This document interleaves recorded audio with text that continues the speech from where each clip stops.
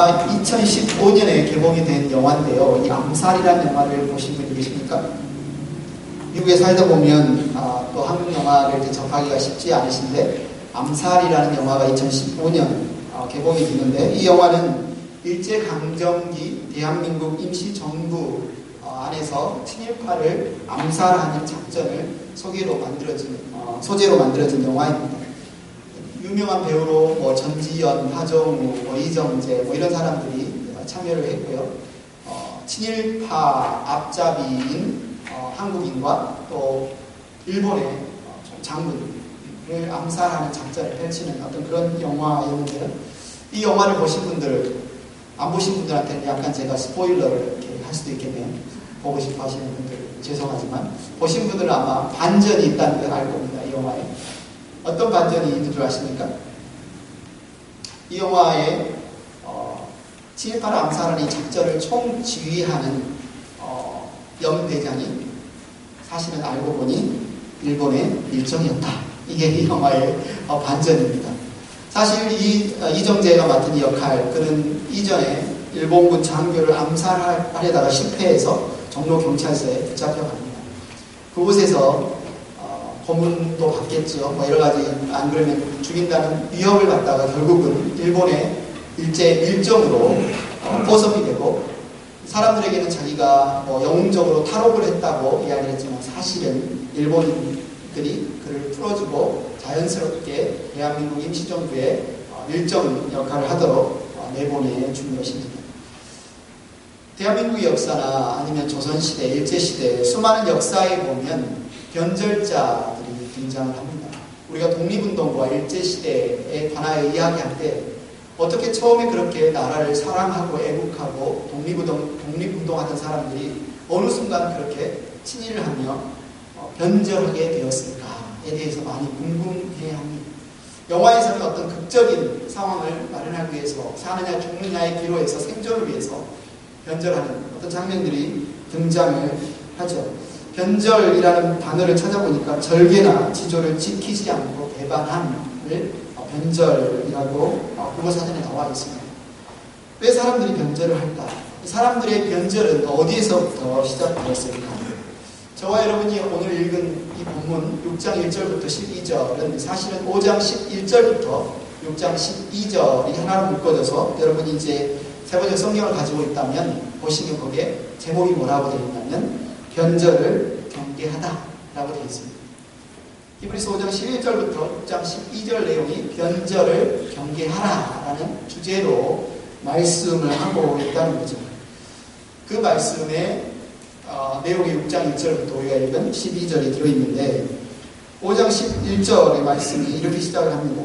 멜기세덱에 관하여는 할 말이 많이 있지만 여러분의 귀가 둔해진 까닭에 설명하기 어렵습니다. 이상하죠? 변절을 경계하라 라는 주제를 말하면서 왜 멜기세덱의 이야기가 나오고 귀가 둔해졌다 라는 이야기가 나올까요? 왜 귀가 둔해진 것이 변절과 연관이 있을까요? 사실 여기서 귀가 둔해지다, 입이 둔하다, 손이 둔하다, 둔하다라고 말할 때 이 둔하다는 표현이 주로 어떤 표현이 쓰이나요? 뭔가 민감하지 못한 것. 귀가 둔하다는 말은, 둔하다는 단어를 다른 곳에서는 게으르다라는 단어로 쓰이고 있습니다. 그래서 귀가 둔하다는 것은 듣는 것에 게으르다라고 이야기하고 있는데, 왜 귀가 둔한 것, 듣는 것에 게으른 것이 변절, 다른 말로 배교와 연결이 되어 있을까? 좀 의외지 않습니까?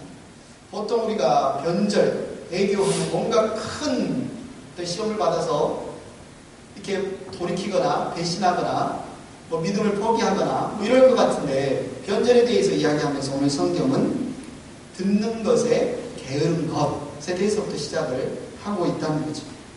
그런데 한번 잘 생각해 보면 맞는 것 같습니다.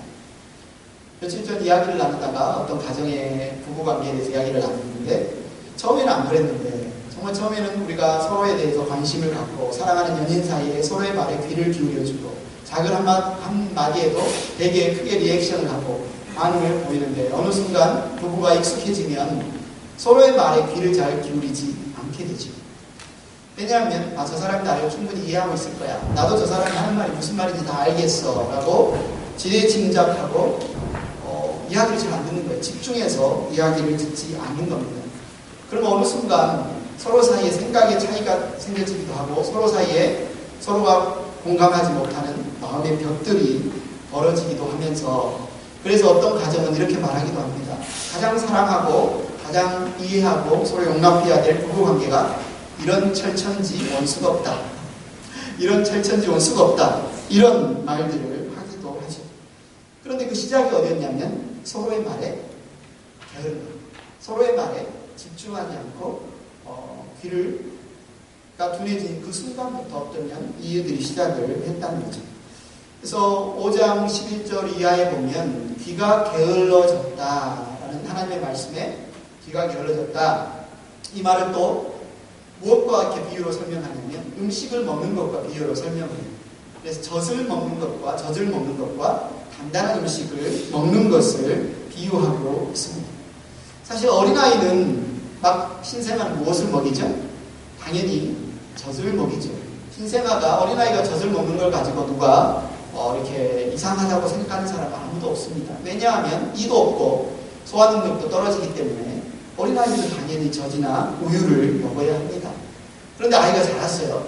키도 커지고 말도 하고 막 걷기도 하는데 여전히 단단한 음식, 5대 영양소가 담겨있는 단단한 음식을 골고루 섭취하지 않고 젖만 먹으려 한다, 우유만 찾는다 라고 하면 당연히 이것은 문제가 되겠죠. 왜냐하면 골고루 먹어야, 아이들은 골고루 먹어야 자라는 것이 당연하기 때문에 그렇습니다. 그래서 우리의 믿음을 성경에서는 어린 아이, 생명체가 자라가는 것처럼 우리의 믿음 생활 역시 무엇인가 공급되고 먹어야만 자라나는 것으로 많이 비유를 하고 있습니다. 그 비유와 연관되어서 오늘 우리가 읽은 말씀은 이렇게 말합니다. 우리는 믿음의 초보를 떠나서 성숙한 경지로 나아가야 합니다. 우리는 믿음의 초보를 떠나서 성숙한 경지로 나아가야 합니다.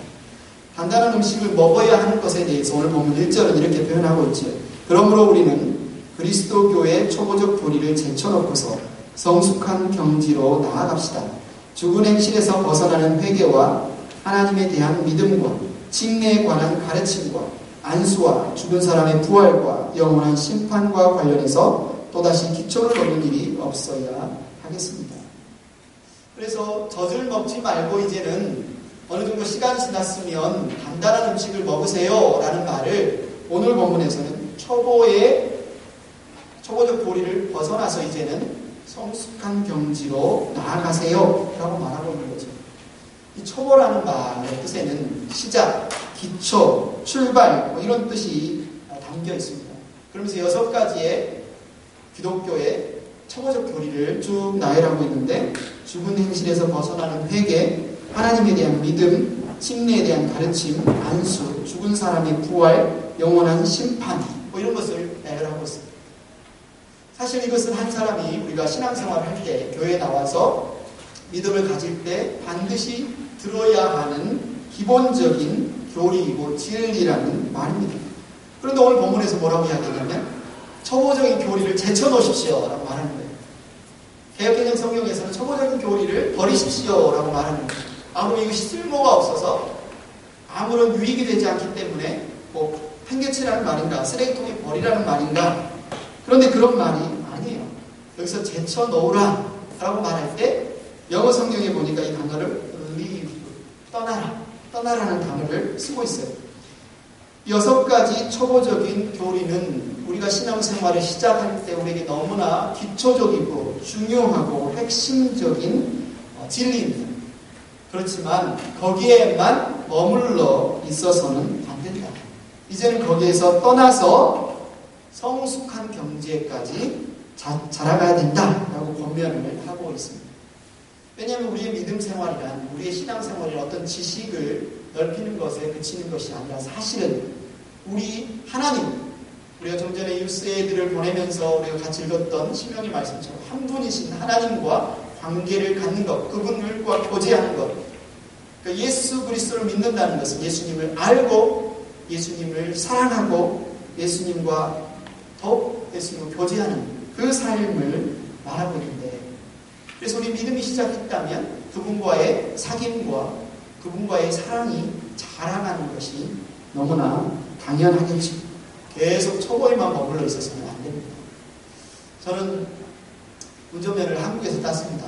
여기에서 미국에서 운전면허를 처음으로 시험을 보고 따신 분들은 많지 않을 거예요.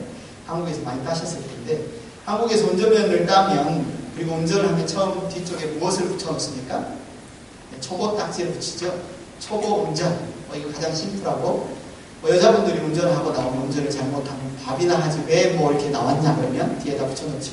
밥하고 나왔어요. 이런 것도 붙여놓고, 왕초보 조심 이런 것도 붙여놓고, 그러면 사람들이 저 사람은 초보 운전이구나 알고 조심하죠.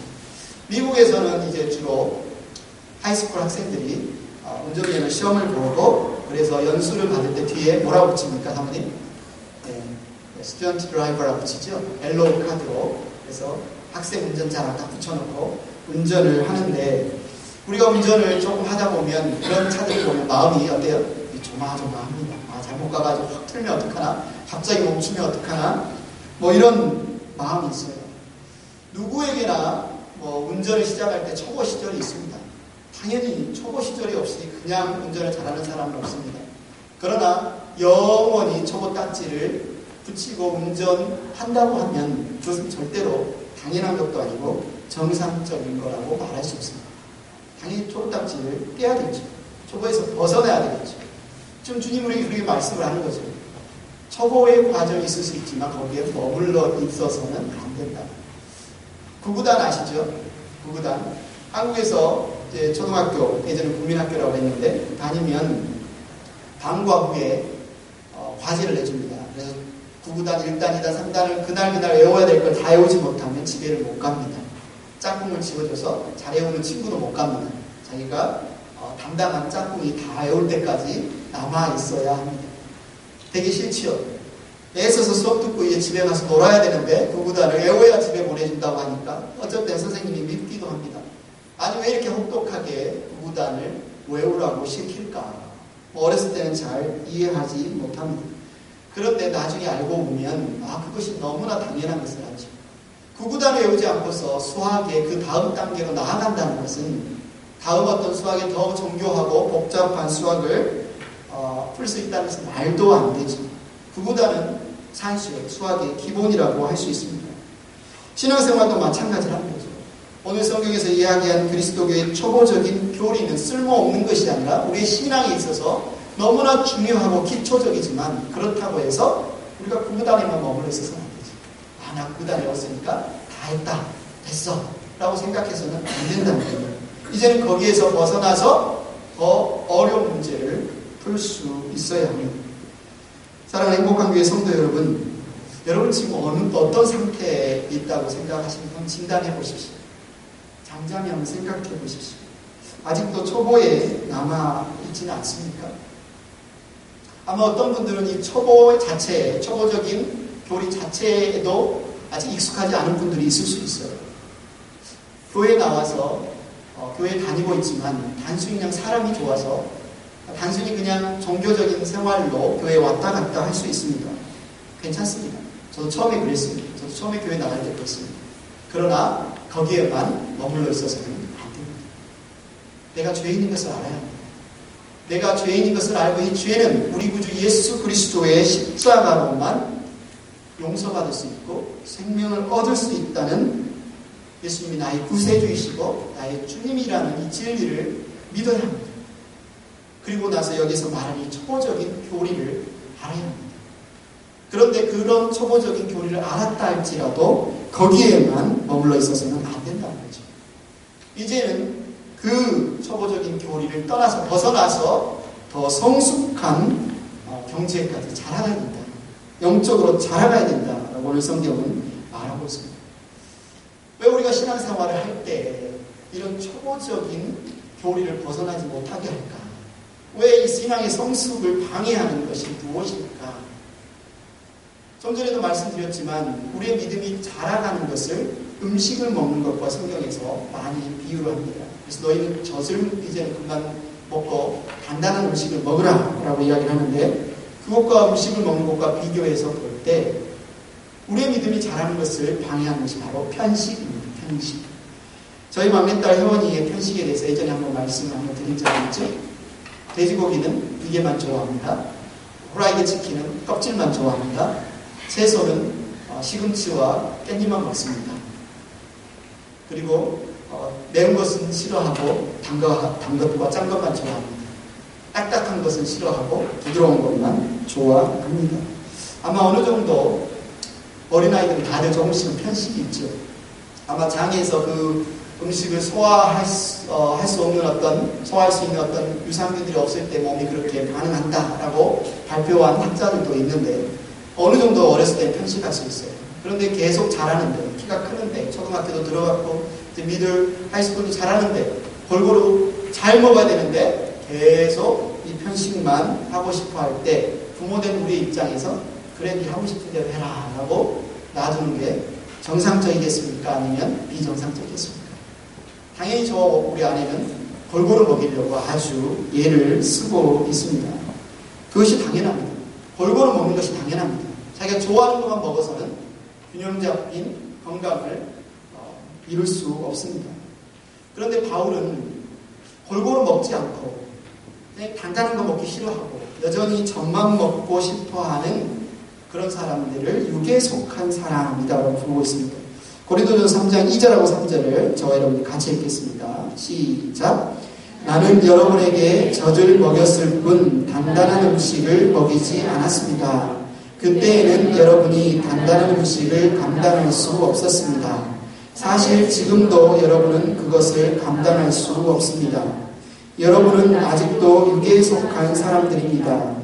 여러분 가운데서 시기와 싸움이 있으니 여러분은 육에 속한 사람이고 인간의 방식대로 살고 있는 것이 아닙니까? 여기에서 바울이 육에 속한 사람이다 라고 부르는 사람들은 그냥 자기가 듣고 싶어하는 말씀만 듣고 싶어하는 거예요. 그냥 여전히 젖만, 자기에게 좋은 말씀만, 그 말씀에는 아멘, 아멘 반응하는데, 자기가 그냥 관심 없거나 자기가 듣고 싶어하지 않은 말씀에 대해서는 반응하지 않습니다. 예수님을 믿는데도 그냥 자기가 믿고 싶은 대로 예수님을 믿는 거예요. 이런 신앙을 자기 중심적 신앙이라고 말합니다. 자기가 좋다고 생각하면 좋고 자기가 싫다고 생각하면 싫어하는 거예요. 이런 사람들은 신앙생활을 어렵게 하려고 하지 않습니다. 예수님을 쉽게 그냥 믿으려고 합니다. 그래서 자기의 마음에 들지 않는, 어쩌면 순종을 요구하는, 헌신을 요구하는 말씀을 들을 때 그것에 불평하고 반발을 합니다.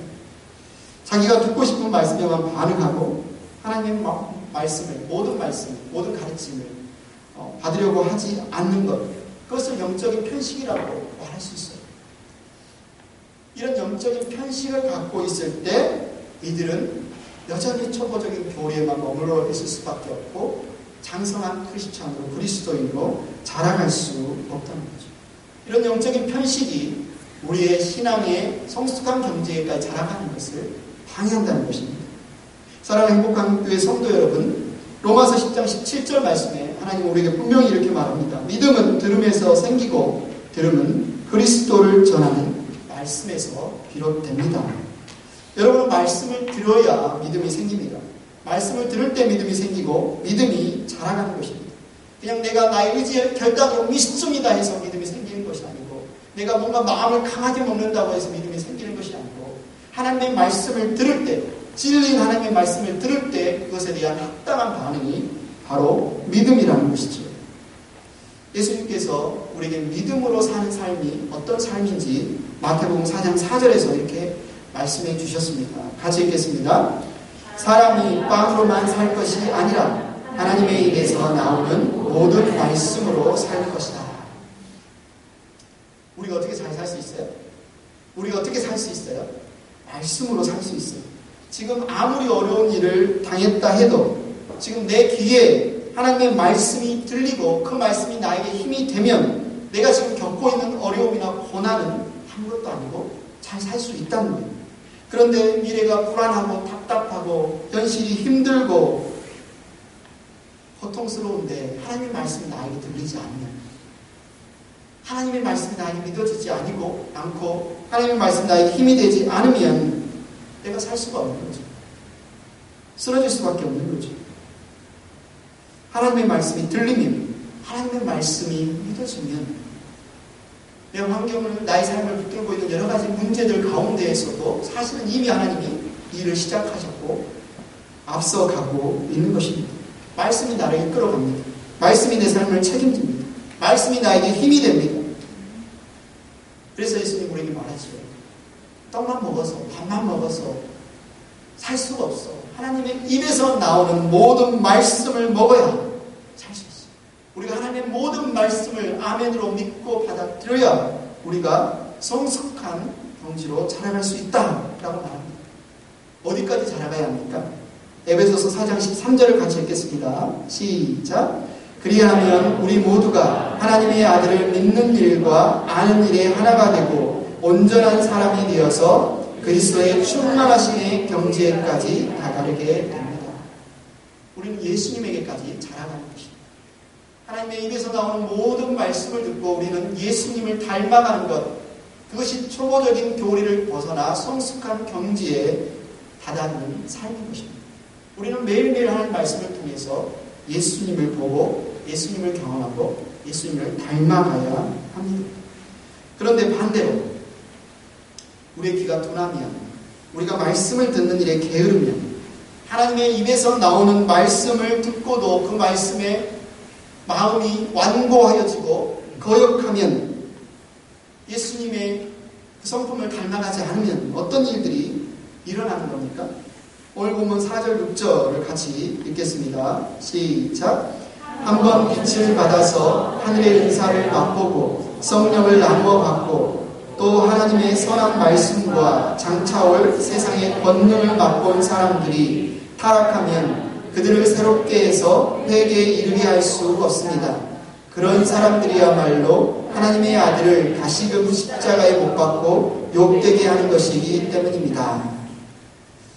우리 이 말씀을 올바로 이해하기 위해서 지금 히브리서가 어떤 성도들에게, 회중들에게 쓰고 있는 말씀인지를 우리가 이해해야 되는데, 지난주에도 말씀드렸던 것처럼 히브리서라는 것은 히브리인들에게 쓰는 편지입니다.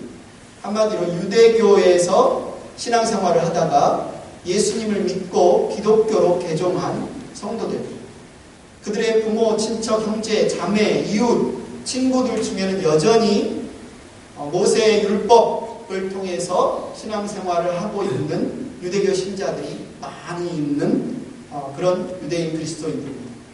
그들이 신앙생활을 하고 있는데 유대교 신자들이 박해를 하는 거죠. 야, 이단의 괴수, 예수를 믿고 네가 구원받을 수 있다고 하는데 틀렸다. 빨리 돌아와라. 회유하기도 하고 협박하기도 하고 박해하기도 하고. 근데 그들 가운데 어떤 사람들이 생겨났어요? 다시 기독교를 떠나서 유대교로 돌아가는 변절자들이 생겨지는 그런 상황 가운데 이 히브리서가 히브리인들, 유대인 크리스찬들에게 주어진 말씀이라는 거죠. 오늘 말씀을 들으면서 현대 그리스도인들, 우리는 아주 핫 이슈의 질문이 있습니다. 구원받은 자라도 타락하면 구원을 잃어버릴 수 있을까?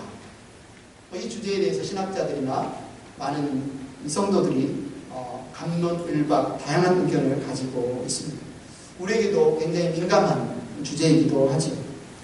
어떤 분들은 이 말씀을 들을 때, 이 말씀은 해석할 때 우리는 성도의 견인 교리를 통해서 해석할 수 있다라고 주장을 합니다. 여기서 견인이란 토인차를 말하는 게 아니라, 견인차 끌고 가는 견인이 아니라 견디면서 인내한다는 표현의 견인인데요. 그래서 이 성도의 견인 교리를 근거로 이 말씀을 볼 때 이렇게 봅니다.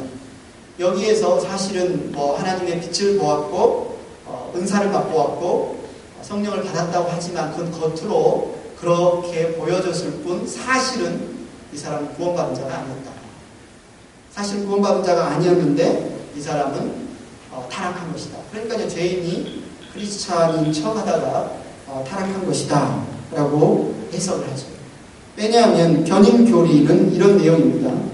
성도가 한번 구원을 받았으면 결코 구원을 잃어버리지 않고 여러 가지 유혹 속에서도 자신의 신앙을 끝까지 견디어 결국에는 구원을 받는다. 굉장히 성경에 여러 가지 근거가 되는 말씀이 풍부한 교리입니다. 우리의 구원은 하나님이 시작하셨고 우리의 구원의 완성 역시 하나님이 완성하신다. 성경적이고 굉장히 하나님 우리에게 주시는 은혜의 말씀이죠. 이 견인교리의 근거가 되는 말씀 중에 하나가 로마서 8장 30절입니다. 로마서 8장 30절에 이렇게 말합니다. 그리하여 하나님께서 이미 정하신 사람들을 부르시고 또한 부르신 사람들을 의롭게 하시고 의롭게 하신 사람들을 또한 영화롭게 하셨습니다. 그래서 어쩌면 이 교리에 입각해서 볼 때 구원받은 자는 절대로 구원을 잃어버릴 수 없다라고 믿죠. 또 다른 분들은 이 말씀을 진지하게 또 히브리서 전체가 경고와 격려의 책인 것을 바라보면서 이 말씀의 경고가 실제적인 경고다라고 받아들이는 사람들이 있습니다. 여기서 타락한 사람이 거짓 신앙인이 아닙니다. 설명되는 내용을 보면 한 번 빛을 받아서 하나님의 은사를 맛보고 성령을 나누어 받고 또 하나님의 선한 말씀과 장차올 세상의 권능을 맛본 사람이라는 표현을 볼 때 이것은 분명히 아마도 신앙을 고백하기도 했을 것이고 침례도 받았을 것이고 교회에서 어떤 직분을 맡아서 봉사도 했을 수 있는 사람이다. 그런데 이 말씀은 그런 사람조차 타락할 수 있다고 우리에게 경고하고 있다. 변절할 수 있다고 경고할 수 있다라고 말하는 것입니다. 그런데 더군다나 그런 사람이 타락하고 변절하면 다시는 회개에 이를 수 없다. 이렇게 경고하는 거죠. 이 말을 들을 때 우리는 굉장히 충격을 받습니다. 야, 회개에 이를 수가 없다니. 너무나 충격적이지 않습니까? 그런데 이 말씀을 우리가 이해할 때 오해하지 말아야 할 것은 여기에서 하나님께서 회개에 이르게 할 수 없다라는 표현이 우리가 죄를 짓고 이것이 죄인 것을 타락해서 죄를 짓고 죄인 것을 깨닫고 다시 주님 앞에 나와서 회개하려고 하는데 주님이 야, 너 나 배신했지, 너 변절했지, 저리 가, 내가 너 받아줄 수 없어, 안 받아줘, 이렇게 말씀하시는 내용은 아니라는 거죠. 그렇다면 여기에서 회개에 이르게 할 수 없다라는 말은 무슨 말일까? 우리 하나님의 사랑은 변하지 않습니다. 우리를 향한 하나님의 은혜는 변하지 않습니다. 아무리 범죄한 사람이라도 회개하면 하나님은 언제든지 받아주십니다. 성경에 수많은 내용들이 있습니다. 이야기들이 있습니다. 아마도 그 대표적인 두 이야기가 예수님의 두 제자, 핵심적인 제자의 이야기일 겁니다. 베드로는 예수님을 3번이나 부인했고 저주하며 부인했지만 결국은 그는 회개하고 주님께 돌아왔습니다. 가룟 유다는 예수님 12제자로 부름받은 자였지만 그는 예수님을 부인하고 배신하고 끝까지 회개하지 않고 그는 버림받았습니다. 그래서 여기에 나오는 타락한 자에 대해서 이야기할 때 우리는 히브리서 6장 이전에 계속 우리가 큐티 말씀을 통해서 광야의 이스라엘 백성들을 예로 들면서 경고하는 하나님의 말씀에 귀를 기울여야 합니다. 거기서 질문을 하죠. 하나님의 음성을 듣고도 하나님의 말씀을 듣고도 거역하여서 안식에 들어가지 못한 자들이 누구였습니까? 히브리서 저자는 우리에게 묻습니다.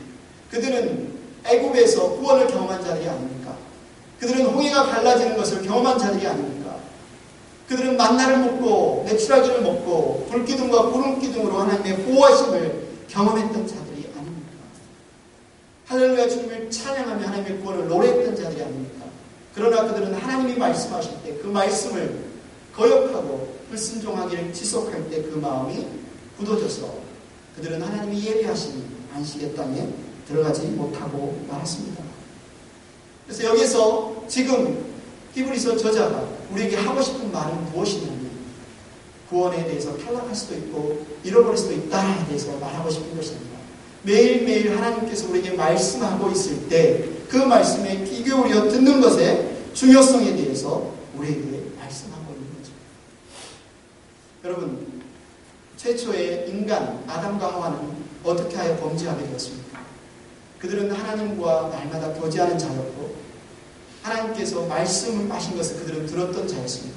하나님이 보호하시지 않았기 때문에 그들이 범죄한 것이 아니라 그들은 하나님의 말씀을 뿌리치고 하나님의 말씀을 불순종하고 거역할 때 그들은 넘어진 것입니다. 그의 아들 가인은 어떻습니까? 가인과 아벨이 제사를 지냈습니다. 아벨은 믿음대로 말씀대로 하나님께 제사를 지내서 하나님께서 받으셨고, 가인은 믿음으로 드리지 않아서 하나님을 받지 않으셨습니다. 그의 마음 가운데 분노와 시기와 질투가 가득 찰 때 하나님께서 가인을 찾아와 말씀하십니다. 죄가 너의 문에 도사리고 앉아서 너를 지배하려고 한다. 너는 그 죄를 잘 다스려야 한다. 하나님은 그를 보호해주고 계십니다. 하나님은 그에게 죄를 짓지 말라고 경고해주고 계십니다. 그런데도 가인은 왜 아벨을 죽였습니까? 왜 죄에 넘어졌습니까? 그는 하나님의 말씀에 거역했습니다. 그는 하나님의 말씀을 뿌리쳤습니다. 롯의 아내도 마찬가지입니다.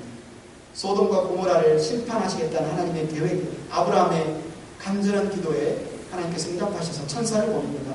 롯의 가족에 보냅니다. 롯의 온 가족을 소돔과 고모라에서 이끌어내면서 구원해내면서 그들에게 경고합니다. 뒤돌아보지 마라.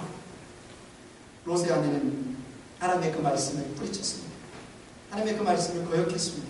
그는 뒤돌아보았을 때 그 결과 소금 기둥이 되고 말았습니다. 사랑하는 행복한 교회 성도 여러분, 우리는 무엇보다 우리가 얻은 구원을 소중히 여기고 우리 구주 예수 그리스도를 굳게 붙잡아야 합니다. 우리 세상을 살아가면서 돈이 중요하죠. 명예도 중요합니다. 성공도 중요합니다. 될 수 있으면 삶의 어떤 품위를 지키며 사는 것도 중요합니다. 아프지 않고 건강하게 편안하게 사는 것도 중요합니다. 그러나 가장 중요한 것은 바로 하나님입니다. 그분이 주시는 생명, 그것을 누리는 삶, 구원받은 삶, 그것보다 더 중요한 것은 없습니다. 근데 하나님께서 우리에게 주시는 그 구원받은 삶이란 결국 하나님 그분을 소유하고 그분과 날마다 교제하고 그분의 말씀에 반응하고 우리의 왕 되신 하나님의 말씀의 통치를 받아 한 걸음 한 걸음 나아가는 삶이라는 거죠. 그런데 하나님의 말씀에 내가 귀가 둔해지면, 하나님의 말씀을 듣는 일에 내가 게을러지면, 그것은 다른 말로 하나님께 대한 내 사랑이 식기 시작하면 변절이 시작된다는 거죠. 어떤 큰 배신이나 큰 배교나 큰 변절에서 시작하는 것이 아니라 나를 사랑하시는 하나님께서 내게 말씀하여 주시는 그 말씀을 듣기에 게을러질 때 우리는 마음이 완고해지고 굳어져서 하나님의 말씀에 거역해서 광야에서 엎드려졌던 이스라엘 백성의 길을 걸어갈 수도 있다. 너희는 그래서 그 길로 가지 말라고 우리에게 경고하고 있는 것입니다. 우리는 신앙의 초보를 벗어나서 그리스도의 장성한 분량까지, 성숙한 경제까지 자라가야 합니다. 우리가 그리스도를 닮은 성숙한 사람으로 자라가기 위해서 두 번째, 우리의 삶의 열매가 중요합니다. 오늘 보면 7절, 8절을 같이 읽겠습니다. 시작. 땅이 자주 내리는 비를 흡수하여 농사짓는 사람에게 유익한 농작물을 내주면 그 땅은 하나님께로부터 복을 받습니다. 그러나 가시덤불과 엉겅퀴를 내면 그 땅은 쓸모가 없어지고 저주를 받아서 마침내는 불에 타고 말 것입니다. 우리가 성경에 보면 이 땅을 사람으로 그죠? 도박, 돌짝밭, 가시덤불, 우리의 사람으로 비유하는 많은 말씀들이 있습니다. 여기에서 땅은 당연히 우리 사람을 나타내겠죠. 여기서 땅이 자주 내리는 비를 흡수한다고 할 때 비는 하나님께서 우리에게 베푸시는 은혜일 수 있습니다.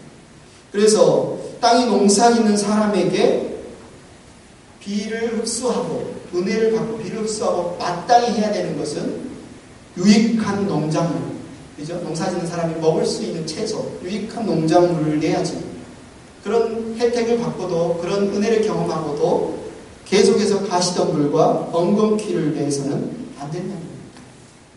너무나 상식적이고 당연한 이 말씀을 가지고 우리에게 설명하고 있습니다. 예수님을 믿고 구원받고 하나님의 은혜와 은사를 맛보았으면 당연히 우리는 변화된 삶의 열매를 맺히고 내는 것이 당연하다.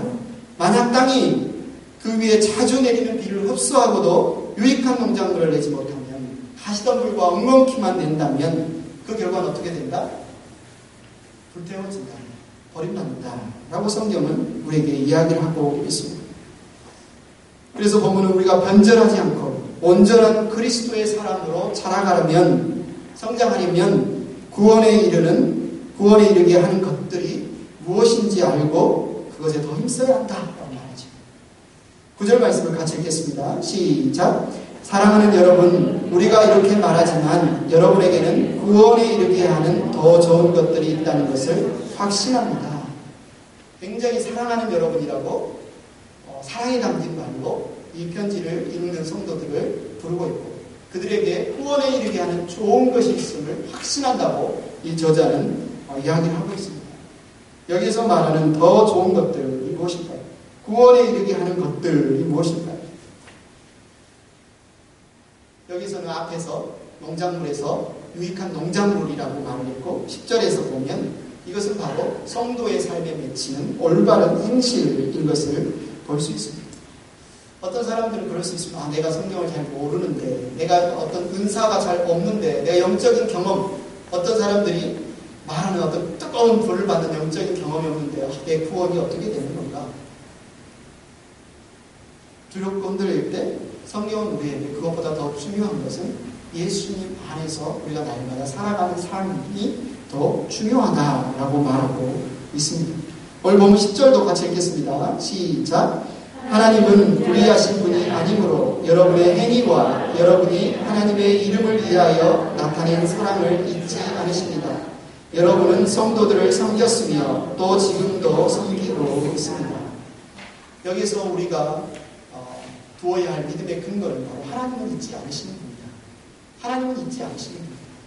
하나님 우리의 구원을 시작하셨고, 하나님은 우리로 하나님의 앞으로 이끄셨고, 우리가 그 앞에서 서로 사랑하고 하나님의 이름을 위하여 나타낸 사랑, 이 모든 것을 우리 하나님이 잊지 않으십니다.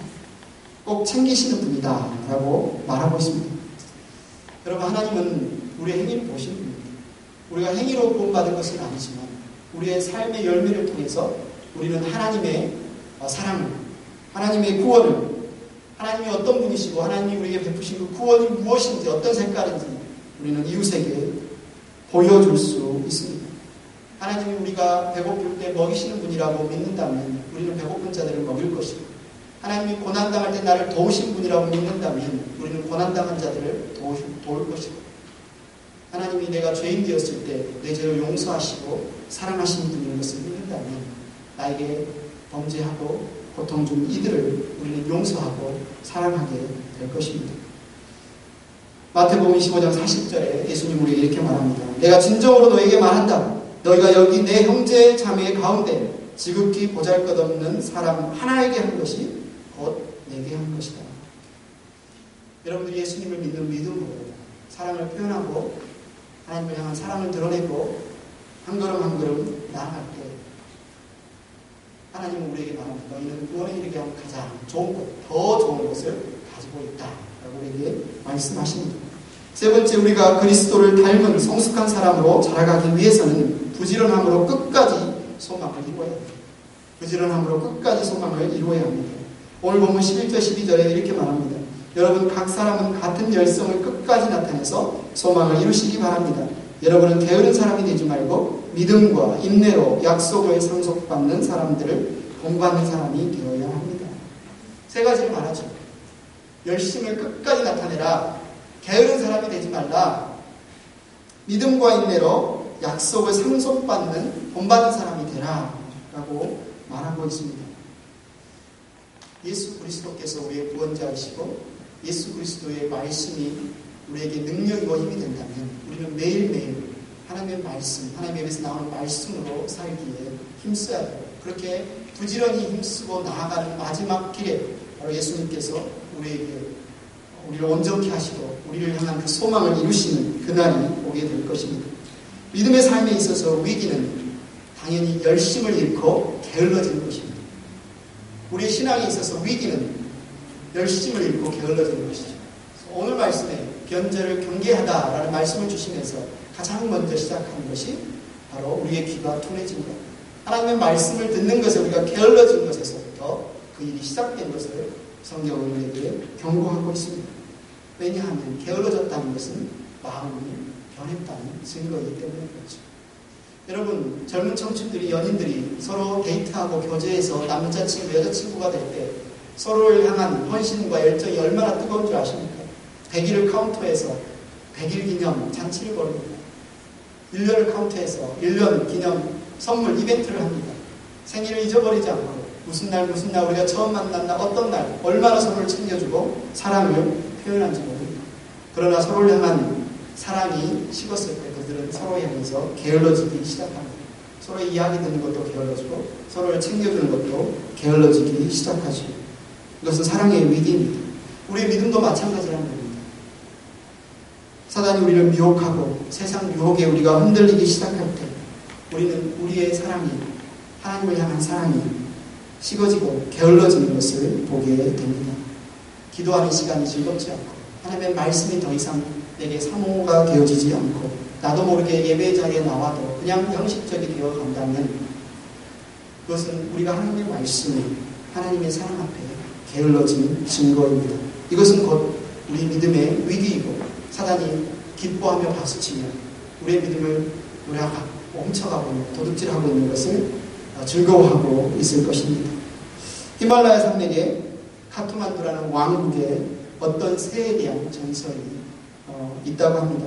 이 새의 이름은 날이 새면 집 지으리입니다. 날이 새면 집 지으리. 이 카트만두 왕국은 기후가 어쩌냐면 낮에는 되게 따뜻하고 온화한데 밤이 되면 급격하게 온도가 떨어져서 추워지는 곳입니다. 그래서 이 새가 낮에 즐겁게 막 지내다가 밤이 되면 너무 추운 거예요. 너무 추워요.